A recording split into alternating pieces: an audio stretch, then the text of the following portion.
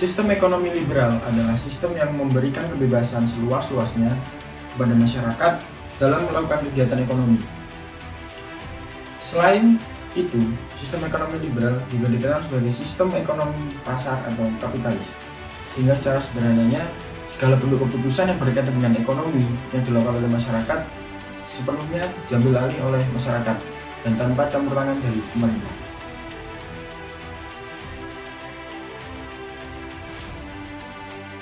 Keunggulan dari ekonomi liberal adalah 1. Tanpa adanya campur tangan dari pemerintah sehingga membuat masyarakat lebih kreatif dan inovatif. 2. Masyarakat memiliki kebebasan dan memiliki sumber-sumber daya produksi sehingga mereka terlibat dalam kegiatan perekonomian. 3. Menciptakan lingkungan masyarakat yang memiliki daya saing tinggi sehingga masyarakat akan berperan lebih aktif.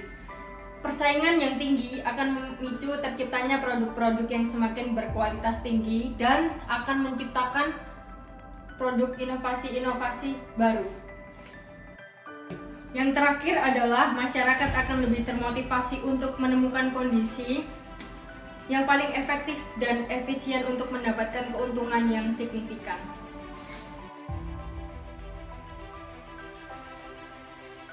Lalu, apa aja sih kelemahan dari ekonomi liberal? Yang pertama, yaitu memicu terjadinya persaingan tidak sehat karena tidak dikuasai oleh pemerintah.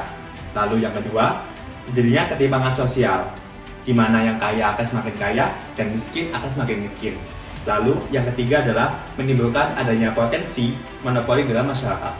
Lalu yang keempat, ada menimbulkan bahaya potensi penyalahgunaan sumber-sumber daya produksi dan oleh individu-individu yang tidak bertanggung jawab.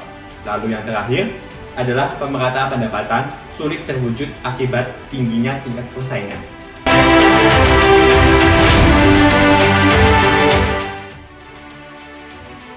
Sementara itu, Indonesia sendiri secara ekonomi menganut sistem ekonomi Pancasila atau sistem ekonomi campuran, yang berarti masyarakat dapat melakukan kegiatan ekonomi dengan bebas, memiliki usaha dan mengembangkan modalnya.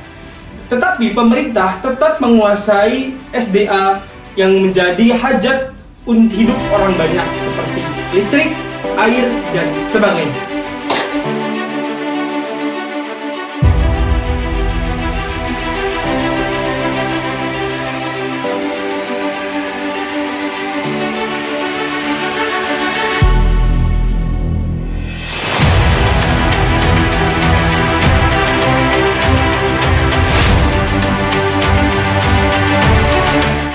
Tahukah Anda bahwa UMKM berkontribusi sebanyak 60% dalam perekonomian nasional? Badan Koordinasi Penanaman Modal atau BKPM mengumumkan bahwa jumlah nomor induk berusaha atau NIB yang masuk telah mencapai 1 juta permohonan selama tahun 2020, di mana sebagian besarnya berasal dari usaha-usaha mikro. Pembatasan sosial yang diberlakukan selama pandemi COVID-19 menyebabkan banyak pegawai koperasi yang dinonaktifkan baik secara sementara maupun secara permanen. Hal ini yang mendorong masyarakat untuk memulai usahanya dengan membuka lahan usaha dengan memanfaatkan fasilitas online shopping yang juga marak penggunaannya selama pandemi.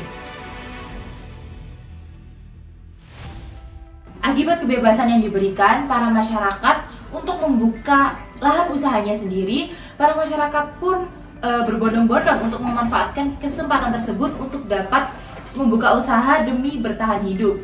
Hal ini juga dapat meningkatkan kreativitas dari para entrepreneur atau pemilik modal karena banyaknya saingan yang beredar di pasaran tentu akan mendorong kreativitas dari para pemilik usaha tersebut.